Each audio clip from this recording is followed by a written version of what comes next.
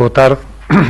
O Conselho de Ministros aprovou hoje uma proposta de lei relativa ao regime de garantia de qualidade e segurança dos órgãos de origem humana destinados à transplantação no corpo humano, na sequência da transposição de uma diretiva comunitária sobre a matéria, assim como uma outra diretiva comunitária, também uma segunda proposta de lei, neste caso que altera o regime jurídico da qualidade e segurança relativas à dádiva, colheita, análise, processamento e preservação de células de origem, tecidos e células de origem humana, também na sequência da transposição de uma diretiva comunitária sobre a matéria. Atendendo ao assunto, são duas propostas de lei que serão agora enviadas para a Assembleia da República. Foram também aprovadas hoje no Conselho de Ministros, foram aprovados 4 diplomas que têm que ver com a reforma da administração. Haverá amanhã aqui na presidência do Conselho, às 10h30 da manhã, uma conferência de imprensa, para os quais naturalmente os senhores jornalistas serão contactados para a apresentação por parte do Sr. Ministro Adjunto e do Desenvolvimento Regional dos detalhes dos diplomas, do conjunto dos 4 diplomas hoje aprovados relativos à reforma da administração. Foi também aprovado no Conselho de Ministros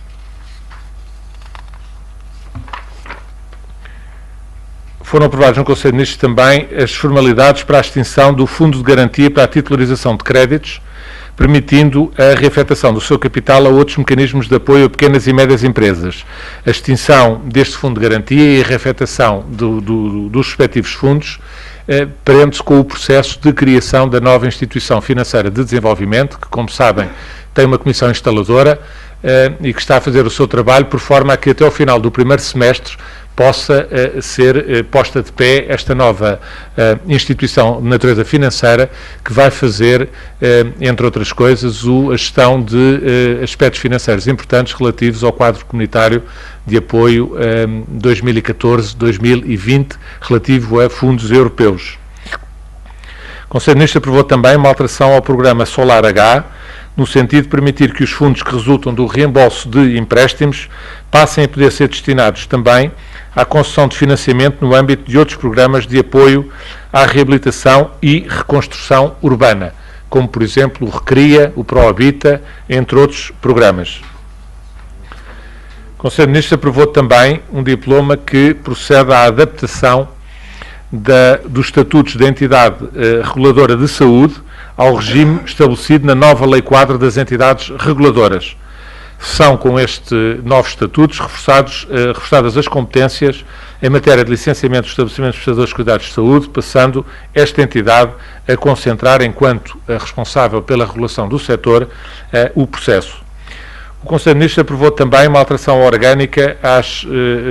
não orgânica das Comissões de Coordenação e Desenvolvimento Regional, as CCDRs, no sentido de, conforme tinha sido já deliberado em janeiro pelo Conselho de Ministros, na sequência da extinção da respectiva estrutura de missão, internalizar dentro das competências das Comissões de Coordenação e Desenvolvimento Regional, neste caso do Norte, a prossecução da missão de proteger, conservar e valorizar, bem como ainda divulgar e promover a paisagem cultural do Alto Douro vinheteiro.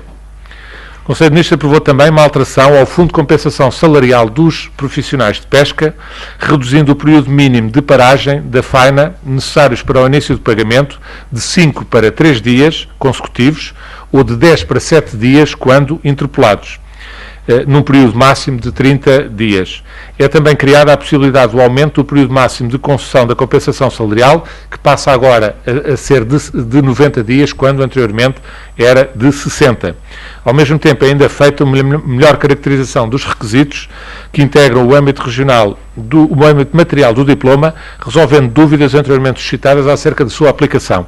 Estas alterações ao Fundo de Compensação Salarial foram objeto de uma negociação com os parceiros do setor e, na sequência dessa concertação, foi estabelecido um compromisso com a participação quer do lado dos armadores, quer do lado da CGTP Intersindical e da UGT, consoante uma ata que está anexa ao próprio diploma. O Conselho de Ministros aprovou também hoje o Programa Operacional de Sanidade Florestal, que é um programa que integra e organiza de uma forma estruturada o conjunto de medidas e ações de proteção fitossanitária da floresta portuguesa. Foi também autorizado hoje pelo Conselho de Ministros um conjunto de 3 despesas, a saber, 2 na área do Ministério da Administração Interna, uma que tem que ver com a locação de aviões anfíbios, já a pensar no período de verão, no período da chamada fase Charlie, em termos de combate, prevenção e combate aos fogos florestais, para a prossecução de missões públicas, exatamente nesse mesmo combate.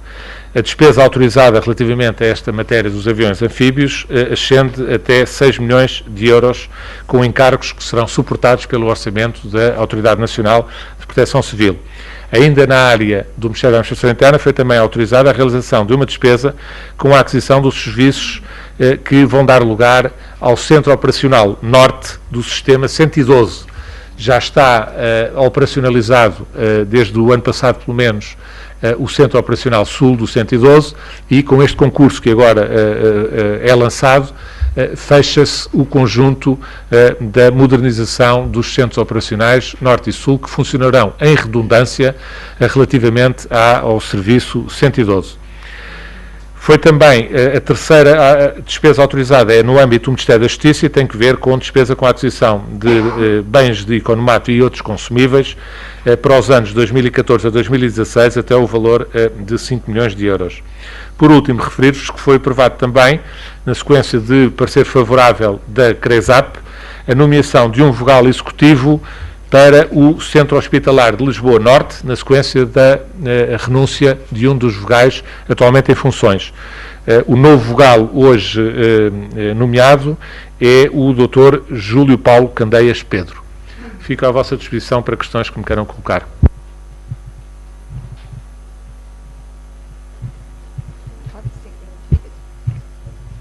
Sandra Antunes TV.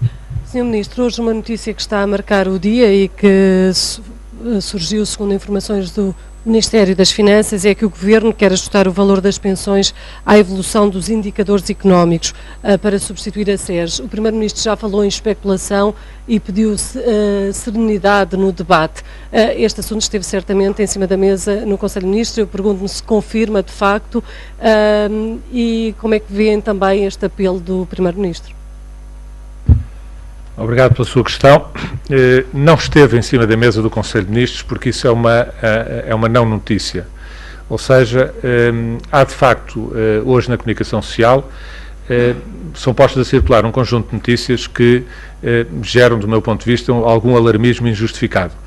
Como é do conhecimento dos seus jornalistas e da generalidade dos portugueses, na sequência da decisão do Tribunal Constitucional, no início do ano, que inviabilizou parte do diploma da convergência das pensões, o Governo anunciou, de resto aqui, no briefing do dia 9 de janeiro, aqui nesta sala, o Governo anunciou então, na sequência dessa decisão do Tribunal Constitucional e tentando seguir o caminho que é deixado em aberto nesse acordo do Tribunal Constitucional, anunciou a constituição de um grupo de trabalho para uma reforma duradoura na área da segurança social, que possa, seguindo aquele que é o caminho deixado pelo Acordo do Tribunal Constitucional, possa atingir os objetivos que não puderam ser através da medida inicialmente proposta pelo Governo da convergência de pensões, bem como foi anunciado pelo Governo na altura, possa, desejavelmente, no final deste ano, fazer terminar a contribuição extraordinária de solidariedade.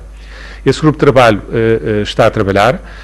Os membros integrantes desse grupo de trabalho, de resto, são conhecidos, foram também aqui anunciados no briefing do Conselho de Ministros, e o que acontece é que esse grupo de trabalho ainda nem sequer apresentou nenhum relatório ao Governo.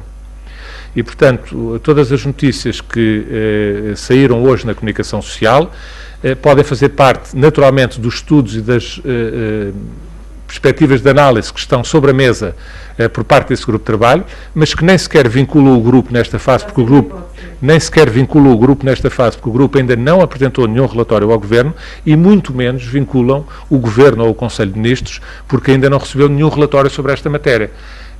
Acho bastante negativo, de resto, que alguns partidos da oposição, tanto quanto sei, ao longo da manhã de hoje, entreteram-se já a cavalgar essas notícias hoje saídas, tentando adotar posições relativamente a matérias que, de facto, não são nem sequer propostas e muito menos decisões nesta fase. A seu tempo, como foi dito pelo Sr. Primeiro-Ministro, ou reiterado já pelo Sr. Primeiro-Ministro, penso que a comunicação social em Moçambique, onde se encontra numa visita com outros membros do Governo.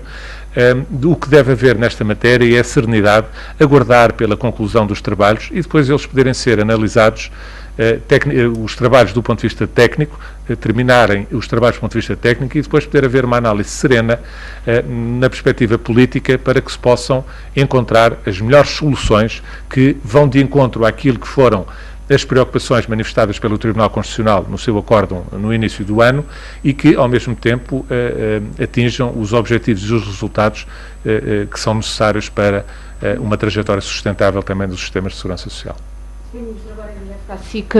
A propósito desse apelo à serenidade que foi repetido também pelo próprio Primeiro-Ministro, ele pediu serenidade dentro do próprio Governo. Isto é o quê? Um sinal do desconforto com esta fuga de informação que terá saído de fonte do Ministério das Finanças, ou é um sinal de que há, uma vez mais, divergências dentro do Governo por causa dos cortes nas pensões? E queria perguntar-lhe também, uma vez que não é liminarmente desmentido que este corte permanente nas pensões por via destes dois fatores da demografia, dos fatores demográficos e também da questão da evolução da economia, se esta é de facto uma das hipóteses que está em cima da mesa e se é para avançar já nesta primeira fase da reforma, ou seja, já em 2015. Obrigado pelas suas questões. Queria lembrar aos senhores jornalistas que estamos a falar de matérias que, como eu referi no início, não foram objeto de qualquer tipo de análise hoje no Conselho de Ministros. Nem o poderiam ser porque não existe nenhum relatório do Grupo de Trabalho relativamente a esta matéria. Ponto 1. Ponto 2, reafirmar também, conforme também já foi dito pelo Governo e nomeadamente pelo Sr. Primeiro-Ministro também, reafirmar que não haverá não é intenção do Governo haver qualquer tipo de reduções adicionais relativamente aos rendimentos dos pensionistas. O que está a ser tratado, e foi anunciado desde o início do ano, é, na sequência da decisão do Tribunal Constitucional, através de um grupo de trabalho técnico que foi constituído, o que está a ser trabalhado é os caminhos possíveis para, por um lado, acabar com a contribuição extraordinária de solidariedade e conseguir uma trajetória de sustentabilidade no médio e de longo prazo relativamente à segurança social. Isso foi devidamente anunciado a seu tempo, o trabalho está a decorrer, não há nenhum dado novo definitivo sobre essa matéria. Nenhum dado novo sobre essa matéria. E reafirmo aqui o que já foi dito, não haverá reduções adicionais do rendimento aos pensionistas, aos reformados em Portugal. Não é esse o objetivo, não é esse o objetivo do trabalho da reforma, chamada reforma duradoura, que está a ser trabalhada na sequência da decisão que foi tomada pelo Tribunal Constitucional. Isso é do conhecimento das pessoas e qualquer tentativa de pôr o carro à frente dos bois relativamente ao trabalho que está a ser feito não é nem sério do meu ponto de vista, nem seguramente tranquilizador, nem ajuda a um debate informado na sociedade portuguesa sobre esta matéria. Esse debate é um debate que vai ter que ter lugar. O Governo anunciou a seu tempo que ia municiar-se dos elementos técnicos necessários para esse debate ter lugar e quando esses elementos forem apresentados ao Governo, que ainda não aconteceu, o Governo não deixará, obviamente, de tomar as posições que entender e colocar em debate na sociedade portuguesa as decisões definitivas sobre essa matéria. É assunto, como foi referido, que ainda terá de passar depois disso pela concertação social, terá de haver um debate alargado na sociedade portuguesa até que sejam encontradas essas medidas. É evidente que também foi anunciado pelo Governo desde o princípio que a intenção do Governo é que este trabalho seja feito durante o ano 2014 para que até ao final do ano possam ser encontradas as medidas adequadas, porque o Governo pretenderá que no orçamento para 2015 possa já não existir a contribuição extraordinária de solidariedade a benefício dessa outra reforma de natureza duradoura, que foi o caminho que o Tribunal Constitucional entendeu como o adequado, o possível, de acordo com o texto atual da Constituição Portuguesa, para se atingir os resultados de sustentabilidade no médio e no longo prazo relativamente ao sistema de segurança social em Portugal, ao sistema de pensões em Portugal. Quanto às declarações do Sr. Primeiro-Ministro, obviamente, como calcula, não vou comentar as declarações que o Sr. Primeiro-Ministro fez, não falei com ele, o Sr. Primeiro-Ministro está em Moçambique, mas o que quero é reiterar este esclarecimento junto dos senhores jornalistas, porque acho de facto facto que há alguma especulação, como o Sr. Primeiro-Ministro disse, em torno desta matéria, e era bom, era útil que não se contribuísse para alimentar erroneamente junto das pessoas algum alarme ou alguma preocupação que neste momento é uma preocupação perfeitamente injustificada. Os dados da equação são aqueles que eu transmiti, são conhecidos das pessoas, o Governo anunciou-os em tempo útil. Chegará o momento em que será apresentado o relatório técnico, serão colocadas as questões e as opções possíveis, e isso terá de gerar um debate alargado na sociedade portuguesa para se encontrar as melhores soluções. Respondeu se há divergência dentro do Governo quanto a estes Não há nenhuma divergência dentro do Governo, nem poderia haver, porque como não há nenhuma proposta apresentada, estamos a falar de divergência sobre quê? Não há... Não, a fuga de informação, tanto que a senhora chama fuga de informação, tanto quanto eu sei, resultou de uma conversa em off com os jornalistas para fazer o ponto de situação dos trabalhos que estavam a decorrer. Se os jornalistas entenderam transformar uma conversa em off sobre um ponto de situação num dado adquirido, eu não chamaria isso fuga de informação, chamaria quando muito manipulação de informação.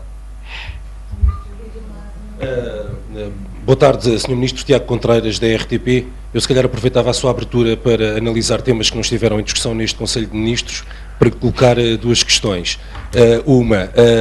Como é que reage a estas acusações de contradição entre o discurso do líder parlamentar do PSD e as declarações posteriores e também anteriores, quer do Primeiro-Ministro, quer da Ministra das Finanças? Há ou não uma contradição no discurso, como tem sido, digamos que, veiculado pela oposição? E permita-me introduzir aqui a questão do Conselho de Ministros Extraordinário da próxima segunda-feira. Confirma que no documento de estratégia orçamental os cortes previstos para o ano que vem rondam os 1.700 milhões de euros, como foi anunciado na televisão por um comentador político? Obrigado.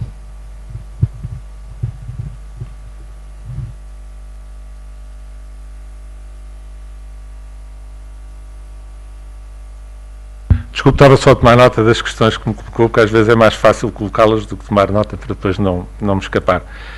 Começava pelo fim, relativamente ao Conselho de Ministros da próxima semana, também para dar nota de que não existe nenhuma surpresa relativamente à realização de um Conselho de Ministros extraordinário na próxima semana. Os dados que são conhecidos dos senhores jornalistas e dos portugueses são os seguintes. O Sr. Primeiro-Ministro, na semana passada, não esteve no Conselho de Ministros porque esteve no Conselho Europeu. Nesta semana não esteve no Conselho de Ministros porque está em Moçambique numa visita de Estado. E para a semana não estará no Conselho de Ministros de quinta-feira também, porque tem a Cimeira Euro-Africana. Por essa razão, 3 Conselhos de Ministros sucessivos, como calculam, com a ausência do Sr. Primeiro-Ministro, entendeu-se que era necessário fazer um outro Conselho de Ministros que seja compatível com a agenda do Sr. Primeiro-Ministro para se fazer a discussão dentro do Governo, que também é conhecida e tem timings próprios relativamente à preparação do documento de estratégia orçamental. E, portanto, a reunião do Conselho de Ministros extraordinária, que é um nome que às vezes provoca alguns sentimentos extraordinários nas pessoas, tem apenas esta justificação simples, conhecida e normal, natural, eu diria. Na ausência do Sr. Primeiro-Ministro em 3 Conselhos de Ministros ordinários consecutivos, o Governo entendeu, e bem, que é necessário fazer mais uma reunião do Conselho que possa estar de acordo com a agenda do Sr. Primeiro-Ministro e possa permitir que a discussão relativamente ao documento de estratégia orçamental seja fechada com a participação e a coordenação do Primeiro-Ministro, como é natural em qualquer Governo. Relativamente à primeira questão que me colocou, e quanto ao conteúdo do DEL, obviamente que ele será objeto dessa própria reunião, os dados serão trabalhados nessa própria reunião e eu nesta fase não tenho qualquer antecipação. Não deixo, no entanto, de significar o seguinte: às vezes gosta-se muito de ter memória curta, nomeadamente por parte dos partidos da oposição. Ainda há cerca de 2 meses, os partidos da oposição tentaram criar uma notícia, que não é notícia absolutamente nenhuma, de que para o Orçamento de 2015 seriam necessários reduções da despesa ainda com um significado grande e que na altura apontaram para 2.500 milhões de euros. Os seus jornalistas, se consultarem os vossos órgãos de comunicação social, hão de encontrar, porque não é tão antiga como isso, essas declarações da parte da oposição. O que se compreendia na altura, porque, como está nos memorandos desde o início, que o objetivo para 2015 é o déficit ficar em 2,5%, se o déficit em 2014 aponta-se para 4%, uma redução de 1,5% no déficit, 1,5% do PIB português, anda à volta de 2.500 milhões de euros. Portanto, já na altura, isto não era notícia absolutamente nenhuma, no sentido de novidade, não era novidade absolutamente nenhuma, mas a oposição gosta sempre de apresentar estas coisas como se fossem novas medidas que estão a ser tomadas pelo Governo, quando as coisas são coisas que estão programadas e planeadas desde o início, de acordo com os compromissos a que o país está obrigado, não apenas pelos memorandos de entendimento, como sabe, mas também pelo Tratado Orçamental Europeu, que foi, de resto, votado também pelo Partido Socialista, pelo principal partido da oposição. Aqui chegados, eu reiterava-lhe aquilo que lhe disse há pouco, ou seja, não vou antecipar, porque não sei, porque esse debate no Conselho de Ministros ocorrerá no tal Conselho de Ministros em que possa beneficiar da presença do Sr. Primeiro-Ministro durante a próxima semana. Aproveito até para lhe dizer, não tenho a certeza absoluta ainda que seja na segunda-feira, porque há agora aqui também um dado novo, que são os funerais de Estado aqui ao lado em Espanha do Dr. Adolfo Soares, e portanto ainda está por decidir em definitivo, como o Sr. Primeiro-Ministro não está cá, se o Conselho se mantém para essa segunda-feira, qual é que será a representação nacional, que não deixará de ter que ser uma representação de alto nível nesses funerais de Estado aqui ao lado, na vizinha Espanha. De qualquer maneira, dizia eu que essas notícias têm vindo a público falando em 1.700 ou em 2.000 milhões. Confesso-lhe, nesta fase não tenho nenhum dado novo para lhe acrescentar sobre isso. Não deixo é de realçar um aspecto. Não só está significativamente abaixo daquilo que diziam há 2 meses e meio, como isso é gratificante para Portugal e para os portugueses, porque isso só acontece, como também já aqui foi dito, nos briefings do Conselho de Ministros, a propósito, quando soubemos dos resultados da evolução do crescimento durante o ano de 2013, o significado de Portugal ter conseguido ficar, a economia nacional, ter conseguido ficar no ano de 2013 abaixo do valor de 5,5% que estava previsto para o PIB, significa apenas que o caminho que temos pela frente é mais curto. Foi até essa a expressão que eu na altura utilizei. E esses valores a confirmarem-se, ou ainda mais para baixo, vierem a confirmar-se ainda mais para baixo, significam exatamente que o caminho que temos pela frente é um caminho mais curto, mas é um caminho que temos que percorrer, que o país sabe que temos que percorrer e que os partidos da oposição sabem também que temos que percorrer, nomeadamente os partidos da oposição que votaram favoravelmente o Tratado Orçamental e que sabem que Portugal está vinculado a essa trajetória de redução do seu déficit e de redução da despesa inerente a essa redução do déficit. Relativamente à sua primeira questão, que é as contradições no discurso, nos termos em que as colocou. Eu diria que a oposição vê sempre mosquitos por cordas nestas matérias. Acha sempre que consegue sempre encontrar alguma contradição entre aquilo que diferentes responsáveis, quer do Governo, quer da maioria, proferem sobre a mesma questão. É curioso que, relativamente às suas contradições próprias, a oposição nunca se refere, mas relativamente a supostas contradições no discurso da maioria ou do Governo, encontra sempre. Eu devo dizer que não encontro nenhuma contradição. Não encontro nenhuma contradição entre aquilo que têm sido as declarações que têm sido sempre feitas com prudência, com realismo e com verdade, quer por parte dos membros do Governo relativamente àquilo que Portugal ainda tem pela frente em termos de desafios e de exigência de rigor, quer por parte também de responsáveis dos grupos parlamentares da maioria, seja do Partido Social Democrata, seja do CDS-PP. Eu não encontro contradições e acho que, seriamente, se olharmos para as declarações que têm sido proferidas, elas são, sobretudo, declarações realistas, responsáveis e prudentes. Boa tarde, Paula Varela, da Rádio Renascença. Sr. Ministro, eu queria voltar à questão das notícias desta manhã na imprensa, porque esta possibilidade de alterações nas pensões foi admitida por fonte oficial do Ministério das Finanças e foi autorizada essa citação. Quando o Sr. Ministro nos diz que ainda não há relatórios do grupo de trabalho e que, portanto, não passa de especulações, como de resto o Primeiro-Ministro disse, o que tenho que perguntar-lhe é se alguém falou sem autorização do Primeiro-Ministro, nomeadamente sem conhecimento, e já agora se nos pode revelar publicamente quem foi. Outra questão que gostaria de lhe colocar é se o Governo se sente confortável com o facto de ter um comentador num espaço semanal de televisão a anunciar medidas que o próprio Governo diz que ainda não foram decididas. Peço desculpa que eu essa última questão não percebi. Os cortes que o Governo terá de fazer para cumprir o déficit no próximo ano, que o Dr. Marcos Mendes, por exemplo, na semana passada anunciou um valor. Bom, eu acho que a qualquer das duas questões que me colocou, eu já respondi aos seus colegas, mas, enfim, se quer que eu repita, eu não deixarei de repetir. Relativamente à primeira questão que me coloca, eu acrescentava apenas que não acho que tenha havido qualquer fuga de informação. O que eu acho é que, porventura, a interpretação que alguns órgãos de comunicação social fazem de conversas que tiveram com alguns membros do Governo, ou com algum membro do Governo, que eu não sei com quem é que tenha sido, seguramente que é uma interpretação exagerada, para não dizer abusiva, porque uma coisa é fazer-se um ponto de situação dos trabalhos que estão a decorrer, outra coisa é tirar daí conclusões.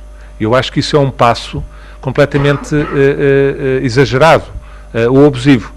E, portanto, eu colocaria isso nestes termos e não nos termos em que colocou a sua pergunta, que teria que ver com uma pretensa fuga de informação ou com uma pretensa ou com pretensas declarações.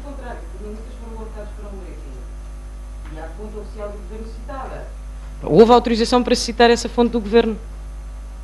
Não estou a perceber bem a maneira, a nuance com que está a colocar a sua questão. Repito, aquilo que eu acho é que há uma interpretação, no mínimo exagerada, daquilo que é feito relativamente a um ponto de situação de trabalhos que estão a decorrer, que estão em curso, não estão concluídos e, portanto, não percebo com que legitimidade é que se pretende retirar daí conclusões ou decisões definitivas. Relativamente à segunda questão que me colocou sobre as reduções de despesa que ainda vão ser necessárias fazer para o ano 2015, por forma a cumprirmos os nossos compromissos com o Tratado Orçamental, eu repito também aquilo que já disse ao seu colega. Em termos dos objetivos que o Governo tem pela frente, estamos a falar de uma redução do déficit de 4%, que é o déficit que está estimado para o ano de 2014, para 2,5% em 2015. Se fizer uma mera aplicação matemática do que é que representa 1,5% do PIB português, estaríamos a falar, em princípio, de 2.500 milhões de euros. É sabido, no entanto, e o Governo já se tem referido a isso, e a Sra. Ministra das Finanças, o Sr. Secretário de Estado do Orçamento, de resto no próprio Parlamento, onde já houve uma audição exatamente sobre a execução orçamental que tem ocorrido no final do ano de 2013 e nos primeiros meses de 2014 já, há um efeito muito positivo de carry-over que resulta, em termos económicos, do facto de o crescimento, ter havido uma inversão da tendência de termos terminado a recessão económica e ter havido uma inversão de tendência, passando de uma regressão económica para um período de crescimento económico. E isso tem um efeito positivo, o que permite visualizar um encurtamento do caminho que ainda há para percorrer para se atingir a meta de 2,5% de déficit em 2015. Esses trabalhos são trabalhos, pois, também técnicos e macroeconómicos, como sabe.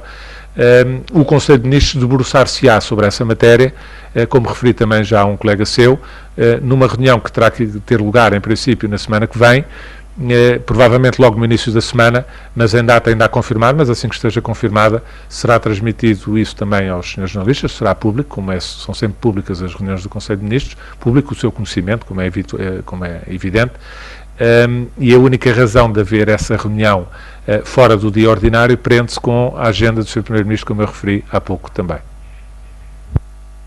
Chegueiros, Lídia Magno, CMTV, só uma clarificação, até porque na sequência das declarações feitas ontem pelo líder parlamentar do PSD, gostaria que me clarificasse se de facto não vão existir novos cortes e sim uma substituição das medidas atualmente em vigor. Confirmo, de resto isso já tinha sido anunciado pelo Governo no início do ano, quando constituiu o Grupo de Trabalho. Os objetivos que presidem ao Grupo de Trabalho, na sequência da decisão do Tribunal Constitucional, têm que ver com trabalhar numa reforma duradoura que possa, entre outras coisas, naturalmente, substituir também a Comissão Extraordinária de Solidariedade. que está colocada ainda no Orçamento de Estado para 2014 e que, naturalmente, a benefício dessa reforma duradoura, deverá desejavelmente desaparecer. E, portanto, o que está a ser trabalhado por esse grupo de trabalho, nessa proposta de reforma duradoura, que a seu tempo será apresentada ao Governo e depois a seu tempo será discutida a nível nacional, entre outros no âmbito da concertação social, como não pode deixar de ser, e depois naturalmente também no Parlamento, o que se pretende é exatamente uma reforma duradoura que venha substituir as medidas transitórias e excepcionais que vigoraram durante este período, nomeadamente o período de aplicação do programa, e que ainda estão em vigor no Orçamento de Estado para 2014. É esse o objetivo e é com essa meta que se está a trabalhar tecnicamente nesta fase, ainda sem conclusões, e depois, num segundo momento, um trabalho também político, quer dentro do Governo, quer depois alargado ao resto dos parceiros sociais e das outras forças políticas, nomeadamente em sede do Parlamento. Constituição de medidas quando se acaba com a contribuição extraordinária de solidariedade, mas também eventuais outras medidas que estão agora em vigor e que deixam de vigorar. Não sei exatamente a que é que se refere, mas mesmo que se referisse em concreto a alguma posição, a minha resposta seria a mesma. Como ainda não conheço quais são qual será o relatório e o trabalho que será apresentado ao Governo, não posso, em consciência, antecipar minimamente. O que lhe posso é reafirmar que o princípio, o objetivo de constituição deste grupo de trabalho e de se avançar para propostas concretas de uma reforma duradoura é exatamente isso. De resto, é esse o significado duradouro, ou seja, é com o objetivo de poder substituir medidas extraordinárias ou transitórias que, entretanto, têm vigorado nos últimos anos. É com essa ambição que se está a trabalhar. Mas nesta fase é completamente prematuro, porque nem sequer está apresentado nenhum relatório por parte do grupo de trabalho, é completamente prematuro poder antecipar exatamente, em concreto, quais são as propostas que vão ser colocadas em cima da mesa para decisão. Neste momento há propostas colocadas em cima da mesa para reflexão do grupo de trabalho, imagino eu não faço parte do grupo de trabalho, como calcula, mas o grupo de trabalho serve exatamente para isso, para equacionar os vários cenários possíveis, para estudar os impactos e os resultados, as consequências de cada uma das hipóteses tecnicamente possíveis. A seu tempo apresentará um relatório e quando esse relatório for apresentado, o Governo começará a equacionar resultados de decisão. Nesta fase ainda nem sequer temos propostas nesse sentido. Se não houver mais questões... peço desculpa. Correia da Antena 1. O Sr. Ministro disse que não prevê cortes adicionais das pensões, mas se o Governo vier, por exemplo, a decidir por indexar as pensões aos indicadores demográficos e económicos, isso não poderá ser uma forma camuflada de fazer cortes? Não vai levar a mal, mas utilizando as suas próprias palavras, vier, por exemplo, é claramente especular. E eu não vou entrar em qualquer tipo de especulação. Isso seria estar a entrar no jogo de, com alguma irresponsabilidade, estar a traçar cenários que poderiam ser interpretados erradamente por parte das pessoas, pensando que esses cenários eram cenários que viriam a ter concretização. E eu não cometerei essa irresponsabilidade, como calcula. Uma coisa são os trabalhos que estão a ser feitos e, como calculam, os trabalhos para serem levados a cabo seriamente têm que equacionar todas as hipóteses. Outra coisa serão os cenários de decisão que serão a seu tempo colocados em cima da mesa para se discutir e para se decidir. Sr. Ministro, Henrique Simões de Almeida, Bloomberg News, mudando um bocado o âmbito da discussão, sabe-nos dar alguns detalhes sobre como é que está a correr a privatização da EGF, se já recebeu muitas manifestações de interesse, dia 24 de março era o dia deadline para os interessados manifestarem interesse na EGF. Pode-nos quantificar quantos interessados tem, se possível, até alguns detalhes sobre os nomes das pessoas interessadas? Obrigado. Obrigado pela questão. Esta não sai do assunto, porque de facto esse foi um assunto que hoje também foi falado no Conselho de Ministros. Não há ainda decisões e por isso é que não consta do comunicado, nem eu anunciei aqui no briefing, e não há decisões porque espero que o Governo procurará tomar decisões, nomeadamente a aprovação do caderno de encargos, desejavelmente já na próxima semana, mas esta semana, como sabe, o próprio Ministro da Tutela, o Ministro do Ambiente e do Ordenamento do Território e Energia, está a acompanhar também a visita de Estado a Moçambique, está em Moçambique, não esteve hoje no Conselho de Ministros e, portanto, o assunto o caderno de encargos ainda não ficou aprovado hoje no Conselho de Ministros. Relativamente à pergunta que coloca em concreto de manifestações de interesse, não tenho essa informação. Como o Sr. Ministro hoje também não esteve no Conselho, hoje no Conselho abordou-se apenas a questão de ser necessário, estamos em fase de ultimação do caderno de encargos e, provavelmente, como referi, com a presença já do Sr. Ministro da Tutela na semana que vem, em princípio, o caderno de encargos para a privatização será aprovado na semana que vem. O decreto-lei já está publicado, a operação de privatização, o seu modelo é conhecido publicamente e, portanto, agora terá que se iniciar os próximos passos relativamente a essa matéria. No próximo Conselho de Ministros, provavelmente, já com a presença do Sr. Ministro, poderemos ter algumas informações já sobre essa matéria e depois aqui no briefing falaríamos sobre isso. Sobre a notícia ou não notícia, como disse o Sr. Ministro, que está a marcar o dia, eu pergunto-lhe se isto não revela um problema de comunicação dentro do próprio Governo. Eu, não levem a mal, percebo a vossa insistência, eu repito tudo aquilo que já disse. As notícias que vieram hoje na comunicação social, do meu ponto de vista, são notícias que causam, injustificadamente, lançam cenários que não estão minimamente consolidados, nem sequer foram propostas. Tanto quanto eu sei, decorrem de uma conversa em off com jornalistas relativamente aos andamento dos trabalhos, ao andamento dos trabalhos que estão a decorrer no âmbito, no âmbito do grupo de trabalho relativo às pensões.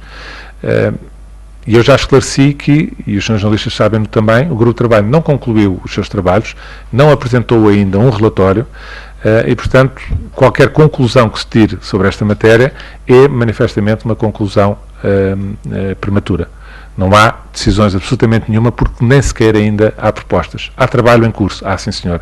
O trabalho tem vindo a decorrer e tem vindo a decorrer com o ritmo que o Governo na altura anunciou.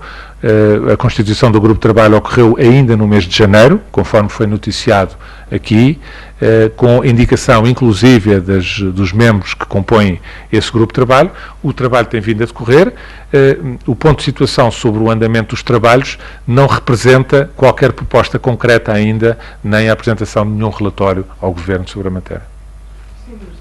Perdão, uma insistência também neste ponto, mas é que quando diz que falar de cenários neste momento é prematuro e é irrealista, e diz que são os jornalistas que estão a pôr nos jornais conclusões que são abusivas e exageradas, isto vem do Ministério das Finanças. Quem falou foi o Ministério das Finanças, de cenários que, no seu entender, fazê-lo é irresponsável e prematuro. É isso que está a dizer, que as finanças não deviam ter ainda avançado cenários. É que não foi, ninguém inventou esses cenários, vieram das finanças, dessa conversa com as finanças. Quando pediu serenidade no debate, não foi à comunicação social, foi aos membros do Governo. Eu repetia aquilo que já lhe tinha dito. O que acho é que a interpretação que é dada através da comunicação social ao andamento dos trabalhos transmite a ideia para as pessoas de que há propostas já concretas para decisão. E é isso que eu acho que é uma interpretação errada.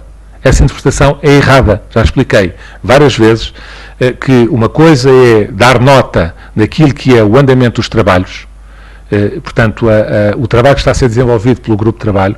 Outra coisa é tirar daí conclusões. E que eu saiba, e os senhores jornalistas não o afirmarão seguramente, não foi apresentado pelo Governo nenhuma conclusão relativamente a esta matéria. E, portanto, o que eu disse, e repito, é que a forma como estas notícias têm vindo a ser divulgadas hoje na comunicação social transmitem a ideia errada, exagerada, abusiva até do meu ponto de vista, para as pessoas, de que, porventura, haverá já cenários para decisão. E não é o caso.